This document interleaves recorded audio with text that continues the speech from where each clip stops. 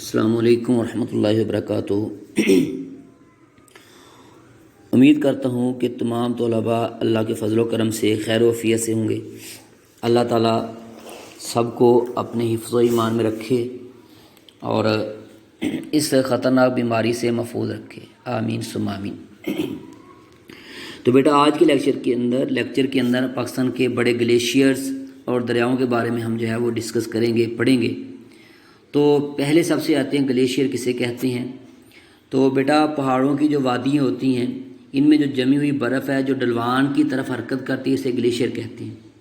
یا جو بلند و بالا پہاڑ ہوتے ہیں ان میں جو برف ہوتی ہے وہ سارا سال جو ہے وہ درجہ حرارت کی کمی کی وجہ سے جو ہے وہ کیا ہوتا ہے، برف پڑتی رہتی ہے، اور جو برف کی نیچے والی جو تہہ ہوتی ہے وہ زیادہ سخت ہو جاتی ہے اور بعد میں وہ ڈلوان والی سطح کی طرف جو ہے وہ سرکنے لگتی ہے، جسے جو ہے وہ گلیشیئر کا عمل جو ہے وہ۔ اب دیکھیں یہی بات، پہاڑوں کی وادیوں میں جمی ہوئی برف کو جو کہ ڈلوان کی طرف حرکت کرتی ہے گلیشیئر کہلاتا ہے۔ زیادہ بلند علاقوں میں درجہ حرارت کم ہونے اور برف باری سے گلیشیئر بنتی ہیں۔ مسلسل برف کے جمع ہونے سے نیچے والی برف سخت ہو جاتی ہے اور کم بلندی کی طرف سرکنا شروع کر دیتی ہے، جس سے گلیشیئر حرکت کرتا ہے۔ یا آپ نے سوال جو ہے وہ ذہن میں رکھنا ہے، گلیشیئر کسے کہتے ہیں، گلیشیئر کیسے بنتا ہے۔ اس کے بعد کہاں پہ واقع ہے یہ دیکھیں، پاکستان کے شمال اور شمالی علاقے ہمالیہ، قراقرم اور ہندوکش جیسے دنیا کے بلند ترین پہاڑوں میں یہ مشتمل ہے۔ اور اس کے بعد نیکسٹ سوال کویسچن نمبر 3، پاکستان کے 5 بڑے گلیشیئر کے نام تحریر کریں۔ یہ آپ نے ذہن میں رکھنا ہے، سیاچین ہے، بلتورو ہے، بیافو ہے، بطور ہسپر، 5 کے نام آپ نے یاد رکھنا ہے۔ اس کے بعد آتا ہے نیکسٹ پیج، سیاچین گلیشیئر۔ تو بیٹا سیاچین گلیشیئر کیا ہے؟ کہتے ہیں یہ بلتی زبان کا لفظ ہے جس کے معنی جنگلی گلاب کے ہیں۔ اس گلیشیئر پر یہ پودا زیادہ اگتا ہے، اس لیے اس کو گلیشیئر کہتے ہیں بلتی لوگ، اور اس کی لمبائی 70 کلومیٹر ہے۔ یہ کہاں پہ واقع ہے؟ قراقرم میں واقع ہے۔ آسان سا، سیاچین گلیشیئر بلتی زبان کا لفظ ہے جس کے معنی جنگلی گلاب کے ہیں۔ اس گلیشیئر پر زیادہ یہ پودا اگتا ہے، اس لیے بلتی لوگ اسے سیاچین کہتے ہیں۔ اس کی لمبائی کتنی ہے؟ 70 کلومیٹر۔ سلسلہ قراقرم میں واقع ہے۔ بلتورو گلیشیئر یہ بلتستان میں واقع ہے، اس کی لمبائی 62 کلومیٹر ہے، اور دنیا کی دوسری بلند ترین چوٹی K2 جو ہے اسی گلیشیئر میں واقع ہے۔ ٹھیک ہوگا، یہ ذہن میں آپ نے رکھنا ہے۔ اس کے بعد بطورہ گلیشیئر، بطورہ گلیشیئر 54 کلومیٹر لمبا ہے، یہ وادی گوجل گلگت بلتستان میں واقع ہے، یہ ذہن میں رکھنا ہے آپ نے۔ بیافو گلیشیئر یہ بھی قراقرم میں واقع ہے، اس کی لمبائی 63 کلومیٹر ہے۔ ٹھیک ہو، یہ گلیشیئر جو ہے ہسپر گلیشیئر سے ملتا ہے جو کہ وادی حمزہ میں واقع ہے۔ لاسٹ والا ہسپر گلیشیئر، ہسپر گلیشیئر جو ہے وہ کیا ہے؟ پاکستان کے شمالی علاقے بلتستان میں واقع ہے۔ یہ گلیشیئر جو ہے وہ 59 جو ہے وہ کلومیٹر جو ہے وہ لمبا ہے۔ یہ آپ نے 5 کو جو ہے وہ ذہن میں رکھنا ہے کہ 5 گلیشیئر ہیں، ان کے نام کہاں کہاں واقع ہے، اور اس کے بعد اس کی گلیشیئر کی اہمیت کیا ہے، فوائد کیا ہیں، یہ آپ نے ذہن میں رکھنے ہیں۔ بیٹا دیکھیں موسم گرما میں جب برف جو ہے وہ آہستہ آہستہ پگھلتی ہے تو یہ پانی کی شکل اختیار کرتی ہے، اور جس سے ہمارے دریا آباد ہوتے ہیں۔ دوسری بات، ہماری جو آبادی آپ کو پتہ ہے زراعت سے زیادہ منسلک لوگ ہیں، زراعت اور صنعت کو جو پانی چاہیے وہ انہی کی مرہون منت ہے۔ اس کے بعد ہمارا جو نہری نظام ہے، آبپاشی نظام ہے، انہی گلیشیئر کی وجہ سے جو ہے وہ قائم ہے۔ پن بجلی کے منصوبوں کو پانی جو ہے یہی گلیشیئر مہیا کرتے ہیں، اور یہ لکھا بھی ہوا ہے، تھوڑا سا جو ہے دیکھ لیتے ہیں۔ کہتے ہیں پاکستان کے قراقرم کا پہاڑی سلسلہ دنیا کے سب سے بڑے گلیشیئرز والے علاقے میں سے ایک ہے۔ پاکستان میں پائے جانے والے گلیشیئرز کا تازہ پانی چشموں اور نالوں کی صورت میں دریاؤں میں گرتا ہے۔ پاکستان میں بہنے والے دریا انہی گلیشیئر کی مرہون منت ہیں۔ اس کے علاوہ گلیشیئر کے ٹوٹنے پھوٹنے کی وجہ سے ان پہاڑی سلسلوں میں کئی تازہ پانی کی جھیلیں وجود میں آئی ہیں جو اس مقامی آبادی کو پانی فراہم کرتی ہیں۔ ان جھیلوں میں سیف الملوک ہے، شنداور اور 7 پارہ ہے جو اس علاقے کی خوبصورتی میں اضافہ کرتے ہیں۔ سیاحت کرنے والے لوگ جو ہے وہاں پہ جاتے ہیں اور دیکھتے ہیں۔ اس کے بعد آگے آتا ہے پاکستان کے دریا۔ تو دریا کیا ہے بیٹا؟ آپ دیکھیں، دریا جو ہے یہ پانی جو ہے زندگی کی علامت ہے۔ دنیا کی قدیم انسانی تہذیبیں بھی دریاؤں کی بڑی بڑی اور زرخیز وادیوں سے پھوٹی ہیں۔ قدیم سے جدید دور تک تمام لوگ پانی کی اہمیت سے خوب آگاہ ہیں۔ معدنیات کے بغیر تو گزارا ممکن ہے، لیکن پانی کے بغیر گزارا ممکن نہیں ہے۔ تو ان کا اہم ذریعہ جو ہے وہ دریا ہے، اور لکھا کیا ہے پاکستان کے دریاؤں کا نظام دریائے سندھ کے مشرقی اور مغربی معاون دریاؤں جو کہ صوبہ پنجاب، گلگت بلتستان، خیبر پختونخوا، سندھ، آزاد کشمیر کے علاقے علاوہ بلوچستان کے دریاؤں پر مشتمل ہے، جو ہمارے ملک کی سرزمین کو سیراب کرتا ہے۔ اب آتے ہیں ہم جو ہے وہ نقشے کی طرف سمجھنے کے لیے۔ بیٹا سب سے بڑا جو دریا ہے وہ ہے دریائے سندھ، یہ دیکھیں ذرا دریائے سندھ۔ اب جو دریائے سندھ ہے یہ چین کے علاقے تبت کے مقام سے جو ہے وہ نکلتا ہے اور جموں کشمیر سے ہوتا ہوا جو ہے وہ آپ کی سرزمین میں آ رہا ہے۔ اور یہ اوپر میں نے جو سرکل کیا ہے یہ گلگت بلتستان کا جو ہے وہ علاقہ ہے، سندھ کے اوپر جو میں نے سرکل کیا ہو۔ دریائے سندھ کہاں سے نکلتا ہے؟ چین کا تبت مقام ہے، جہاں سے نکلتا ہے اور یہ جموں کشمیر سے ہوتا ہوا آپ کے ملک کی سرزمین میں جو ہے وہ پہنچتا ہے۔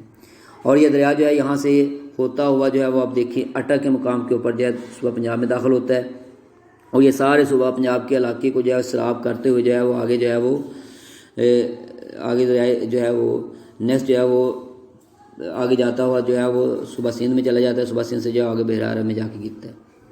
اب آتے ہیں دریائے سندھ کے کچھ مشرقی دریا ہیں، کچھ مغربی دریا ہیں جو اس کی مدد کر رہے ہیں، جو اس کے معاون ہیں۔ اب سب سے پہلے آتے ہیں مشرق کی طرف، کون سا ملک ہے؟ بھارت ہے۔ تو یہاں پہ آپ دیکھیں دریائے سون ہے، یہ بھی جو ہے یہ یہاں پہ دریائے سندھ میں گر رہا ہے۔ اس کے بعد دریائے جہلم ہے، یہ آزاد جموں کشمیر سے جو ہے نکلتا ہے اور منگلا کی مقام پہ صوبہ پنجاب میں داخل ہوتا ہے، اور یہ یہاں سے ہوتا ہوا جو ہے تریمو کے نام پہ ایک مقام ہے، وہاں پہ یہ دریائے چناب میں گرتا ہے۔ یہ دونوں دریائے جہلم اور چناب اکٹھے ہوتے ہیں۔ اس کے بعد دوسرے نمبر پہ دریائے چناب ہے، یہ آزاد جموں کشمیر سے نکلتا ہے، اور مرالا ایک جگہ کا نام ہے جہاں پہ یہ صوبہ پنجاب میں گرتا ہے۔ اس کے بعد دریائے راوی ہے، دریائے راوی جو ہے وہ یہ بھی بھارت سے نکلتا ہے اور لاہور کے قریب جو ہے یہ صوبہ پنجاب میں جو ہے وہ داخل ہوتا ہے دریائے راوی۔ اس کے بعد ستلج ہے، دریائے ستلج یہ سلمانکی کے قریب جو ہے یہ ایک علاقہ ہے جہاں پہ یہ پنجاب میں داخل ہوتا ہے۔ تو یہ سارے دریا جو ہے وہ مختلف جگہ سے نکلتے ہیں، ان کے جموں کشمیر سے دو دریا نکلتے ہیں، یہ منگلا اور مرالا کے مقام پہ پنجاب میں داخل ہو رہے ہیں۔ اس کے بعد جو ہے یہ مشرقی دریا جو ہے راوی ستلج جو ہے یہ لاہور سلمانکی میں جو ہے وہ سے پنجاب میں داخل ہو رہے ہیں۔ اس کے بعد یہ دیکھیں سارے دریا جو ہے وہ ایک جگہ پہ اکٹھے ہو کے دریائے سندھ کا حصہ بن رہے ہیں۔ یہ ہیں دریائے سندھ کے مشرقی دریا معاون دریا۔ اس کے بعد دریائے سندھ کے مغربی معاون دریا۔ اب دیکھیں بگرا والی سائڈ پہ کون سا ملک ہے؟ افغانستان ہے، اور افغانستان میں یہ سب سے اوپر جو ہے وہ دریائے کابل ہے۔ دریائے کابل بڑا مشہور دریا ہے، اور اس دریائے کابل کو دو دریا جو ہے اس کی مدد کرتے ہیں۔ یہ میں نے سرکل کیا ہوا ہے، نشان لگایا ہوا ہے، سوات دریائے سوات ہے، یہ دیکھیں یہاں پہ آ کے جو ہے دریائے کابل میں جو ہے۔ اس کے بعد دریائے کنر ہے، دریائے کنر اور دریائے سوات جو ہے یہ دریائے کابل کی مدد کر کے یہ دریائے کابل جو ہے اٹک کے مقام کے اوپر دریائے سندھ میں گر رہا ہے۔ اس کے بعد مغرب والی سائڈ پہ دریائے کرم، دریائے گومل، یہ دیکھیں یہ بھی جو ہے یہ یہاں پہ آ کے دریائے سندھ میں گر رہا ہے، دریائے کرم بھی، دریائے گومل بھی۔ اس کے بعد ایک دریا ہے دریائے ذوب۔ دریائے ذوب جو ہے یہ بلوچستان کی سرزمین سے نکلتا ہے، اور ذوب ایک علاقہ ہے، لورا لائی، یہ دو علاقے ہیں جہاں سے یہ جو ہے یہ دریائے ذوب نکلتا ہے، اور یہاں سے نکلتا ہوا دریائے گومل میں شامل ہو رہا ہے، اور آگے جو ہے دریائے گومل جو ہے دریائے سندھ میں گر رہا ہے۔ اور یہ دریائے ذوب جو ہے یہ واحد جو ہے دریا ہے جو جنوب سے شمال کی طرف، دریائے بلوچستان جو ہے وہ جنوب میں واقع ہے، اور یہ شمال کی طرف جو ہے چین والی سائڈ پہ جو ہے واحد دریا ہے جو جنوب سے شمال کی طرف جو ہے وہ گرتا ہے۔ بیٹا کچھ سمجھ آئی ہے؟ کچھ مشرقی معاون دریا ہیں، کچھ مغربی معاون دریا ہیں۔ مشرقی معاون دریا جو دریائے سندھ کی مدد کر رہے ہیں، دریائے سون ہے، ستلج ہے، چناب ہے، جہلم ہے، راوی ہے۔ تو یہ دریا جو ہے وہ مدد کر رہے ہیں دریائے سندھ کی، اور کہاں کہاں گرتے ہیں میں نے تھوڑا سا آپ کو بتایا۔ اس کے بعد مغربی معاون دریا ہیں، اس میں جو ہے کہ کابل ہے، سوات ہے، کنر ہے، کرم ہے، گومل ہے، ٹوچی ہے، ذوب ہے، یہ سارے علاقے جو ہے وہ گر رہے ہیں۔ اور جنوب سے شمال کی طرف دریائے ذوب جو ہے وہ واحد دریا جو گرتا ہے۔ اس کے بعد کچھ اور بھی دریا ہیں جو بحیرہ عرب میں گرتی ہیں، وہ کون سے ہیں؟ اب دیکھیں دریائے حب ہے جو بحیرہ عرب میں گر رہا ہے، بلوچستان سے نکلتا ہے، یہ میں نے سرکل کیا ہوا ہے، اور یہاں سے بحیرہ عرب میں گر رہا ہے۔ دریائے بلوان ہے، یہ یہاں سے بلوچستان کی سرزمین سے نکلتا ہے، اور یہ بھی جو ہے بحیرہ عرب میں۔ ہنگول ہے، یہ بھی جو ہے وہ بحیرہ عرب میں گرتا ہے، بلوچستان کی سرزمین سے نکلتا ہے۔ اور دریائے دشت ہے، یہ بھی جو ہے بحیرہ عرب میں گرتا ہے۔ یہ دریاؤں کا نظام ہے جو آپ کے ملک میں جو ہے موجود ہے۔ امید ہے کہ آپ کو تھوڑی سمجھ آئے گی۔ اب انشاءاللہ ہم ریڈ کرتے ہیں، پڑھتے ہیں، تو جو تھوڑا بہت ابہام ہے وہ بھی دور ہو جائے گا۔ اس کے ہاں جی بیٹا سب سے پہلے دیکھیں اب دریائے سندھ اور اس کے معاون دریا۔ دریائے سندھ پاکستان کا سب سے بڑا دریا ہے جو پنجاب کے بھی ایک بڑے علاقے کو سراب کرتا ہے۔ یہ دریا چین کے علاقے تبت سے نکلتا ہے جو میں نے بتا دیا پہلے، اور گلگت بلتستان کے علاقے سے بہتا ہوا اٹک کے مقام پر پنجاب میں داخل ہوتا ہے، میں نے پہلے بتایا۔ اس کے بعد یہ شمال سے جنوب کی طرف بہتا ہوا صوبہ سندھ میں داخل ہوتا ہے اور مٹھن کوٹ کے مقام پر پنجاب کے باقی تمام دریائے سندھ میں مل جاتے ہیں۔ یہ جو ابھی نقشے میں ہم نے جو پڑھا تھا، یہ جو ہے یہ تمام دریا جو مل رہے ہیں، دریا جہلم، چناب، راوی، ستلج، یہاں پہ یہ مٹھن کوٹ کا علاقہ ہے جہاں پہ جو ہے یہ مل رہے ہیں دریا سندھ کے ساتھ۔ یہ جو ہے لکھا ہوا ہے کہ اس میں جو ہے یہ اس کے ساتھ جو ہے مل رہے ہیں، اور یہاں سے دریا سندھ جنوب سے طرف بہتا ہوا دریا صوبہ سندھ سے گزر کر بہرحال سے جا گرتا ہے۔ دریا سندھ کے بہت سے معاون دریا ہیں جو اس سے دریا دائیں اور بائیں طرف سے آ کر ملتے ہیں۔ بائیں طرف سے ملنے والے دریا کیونکہ زیادہ مشرق کی طرف سے آتے ہیں، اس لیے انہیں مشرقی معاون دریا کہتے ہیں۔ اب آتے ہیں دریا سندھ کے مشرقی معاون دریا، دریا راوی ہے۔ دریا راوی کشمیر کے پہاڑیوں سے نکلتا ہے اور یہ دریا بھارت کے علاقوں سے بہتا ہوا اور لاہور کے قریب پنجاب میں داخل ہوتا ہے، جو میں نے بتایا۔ پنجاب کا دارالحکومت لاہور دریا راوی کے کنارے واقع ہے۔ دریا ستلج کو ہمالیہ سے نکلتا ہے اور بھارتی علاقوں سے بہتا ہوا سلمان کی کے نزدیک صوبہ پنجاب میں داخل ہوتا ہے اور پنجاب کے مشرقی علاقوں میں بہتا ہوا پنجاب کے باقی دریاؤں سے ملتا ہے۔ ٹھیک ہو گیا۔ اس کے بعد دریا چناب کو ہمالیہ سے نکل کر مرالہ کے نزدیک صوبہ پنجاب میں داخل ہوتا ہے۔ تریمو کے نزدیک دریا جہلم اور دریا چناب آپس میں ملتی ہیں۔ دریا جہلم کشمیر کی وادی سے نکلتا ہے اور بہتا ہوا منگلہ کے نزدیک صوبہ پنجاب میں داخل ہوتا ہے، جو میں نے ابھی تھوڑی دیر پہلے آپ کو بتایا ہے۔ اس کے بعد دریا سندھ کے مغربی معاون دریا ہیں جو مغرب کی طرف سے آ رہے ہیں۔ دائیں طرف سے ملنے والے دریا شمال اور مغرب سے بہتے ہیں، بہتے ہوئے دریا سندھ میں گرتے ہیں۔ دریا شواک، دریا شگر اور دریا گلگت شمالی پہاڑی علاقوں میں واقع اہم دریا ہیں جو دریا سندھ سے ملتے ہیں۔ اس کے بعد کہتے ہیں اٹک کے مقام پر دریا کابل دریا سندھ میں گرتا ہے۔ دریا کابل ایک بڑا دریا ہے جو افغانستان سے شروع ہوتا ہے اور مشرق کی طرف بہتا ہوا پاکستان میں داخل ہوتا ہے۔ اس کے بعد اور بھی دریا ہیں، دریا سوات، دریا کنڑ جو اس کے معاون دریا ہیں۔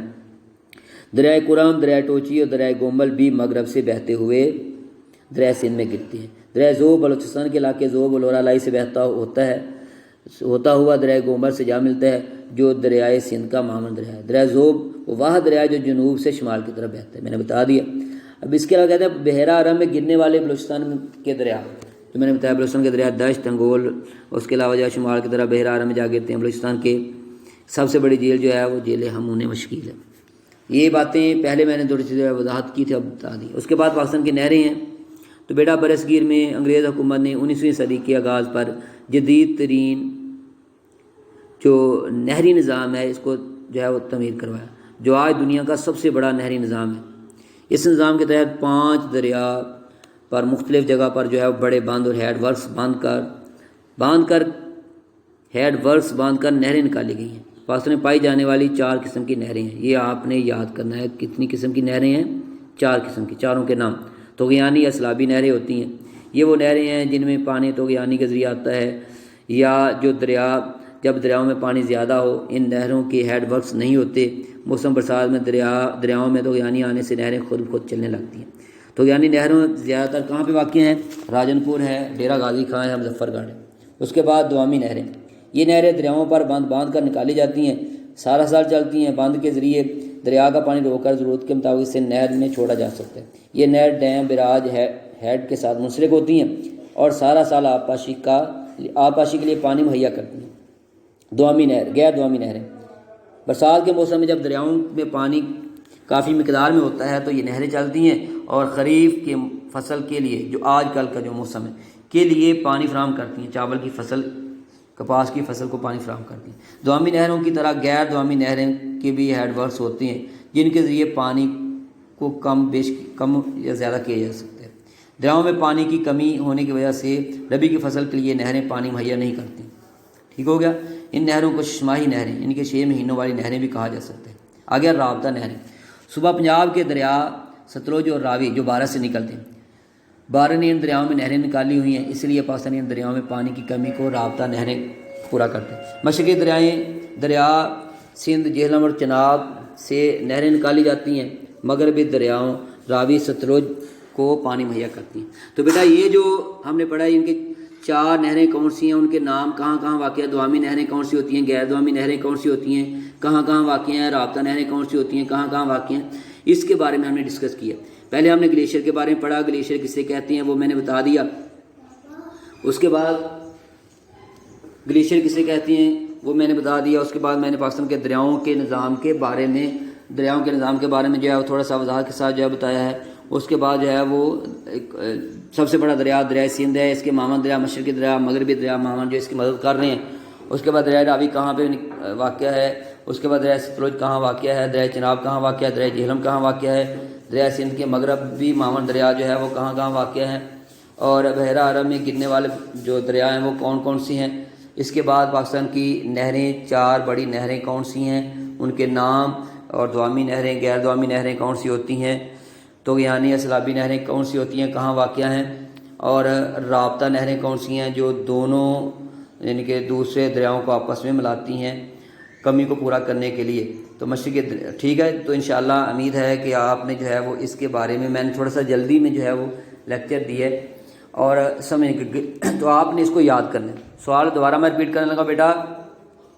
گلیشیئر کسے کہتے ہیں، گلیشیئر سے کیا مراد ہے، پہلا سوال ٹھیک ہو گیا، یہ انڈرلائن میں نے کیا ہوگا. اس کے بعد پاکستان کے 5 بڑے گلیشیئر کے نام تحریر کریں، دوسرا سوال. تیسرا سوال یہ آپ نے سیاچن گلیشیئر کہاں واقع ہے اور اس کی لمبائی کتنی ہے. بلتورو گلیشیئر کہاں واقع ہے، اس کی لمبائی کتنی ہے. بطورہ گلیشیئر کہاں واقع ہے، اس کی لمبائی کتنی ہے. بیافو گلیشیئر کہاں واقع ہے، اس کی لمبائی کتنی ہے. اسپر گلیشیئر کہاں واقع ہے، اس کی لمبائی کتنی ہے. ٹھیک ہو گیا. گلیشیئر کی اہمیت کیا ہے 2-3 لائنوں میں بیان کریں. تو یہ میں نے پوائنٹ جو ہے بتا دیا کہ ندی نالوں کو جو ہے وہ پانی کی مرہون منت پہنچتا ہے، زراعت، صنعت، اور اس کے بعد جو ہے ندی نالوں. اس کے بعد پاکستان کے دریا، پاکستان میں سب سے بڑا دریا کون سا ہے. پاکستان کے مشرقی دریاؤں کے نام تحریر کریں. پاکستان کے مغربی دریا مغربی مامن دریاؤں کے نام تحریر کریں. وہ کون سا دریا ہے جو صرف جنوب سے شمال کی طرف جو ہے بہتا ہے اور کہاں سے نکلتا ہے. اس کے بعد ان کے نام یہ ذہن میں آپ نے رکھنے ہیں. اس کے بعد جو ہے وہ بحیرہ عرب میں گرنے والے دوسرے دریا. پاکستان کی نہریں ہیں کون کون سی ہیں، نہری نظام کون سا ہے، اور 4 بڑی نہریں ان کے نام یہ آپ نے ذہن میں رکھنے ہیں. امید ہے کہ آپ کو آج کے لیکچر کے بارے میں جو ہے وہ سمجھ آ گئی ہوگی. اللہ تعالی ہم سب کا حامی و ناصر ہو. انشاءاللہ زندگی رہی تو نیکسٹ جو ہے وہ ہم کل لیکچر جو ہے جنگلات کے بارے میں پڑھیں گے. تو بیٹا آپ یاد کیجئے گا. اللہ تعالی ہم سب کا حامی و ناصر ہو. وما توفیقی الا باللہ. السلام علیکم ورحمۃ اللہ وبرکاتہ.